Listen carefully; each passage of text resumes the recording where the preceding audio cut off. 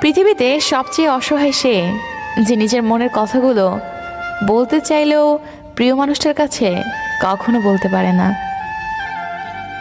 মেয়ে হয়ে জন্ম নেওয়া সহজ, কিন্তু বেঁচে থাকা অনেক কঠিন। হাসতে গেলেও ভাবতে হয়, কাঁদতে গেলেও ভাবতে হয়। রাগ আর তুফান দুটোই থেমে গেলে বোঝা যায় ক্ষতি ঠিক কতটা হয়েছে। চুপ থাকার চেয়ে বড় শাস্তি বোধহয় এই দুনিয়াতে আর কিছু নেই। প্রয়োজন ফুরিয়ে গেলে মানুষের কথা বলার ধরনটাও পাল্টে যায়। তাই লজ্জার কিছু নেই। যারা ভালোবাসতে জানে তারা কাঁদতেও পারে।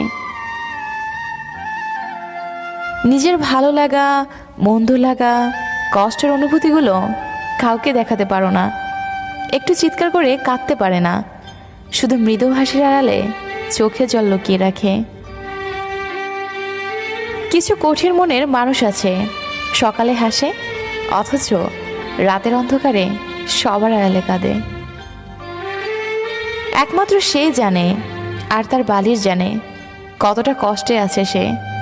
সেটা হয়তো সকালে মুখোশেই ঢাকা থাকে।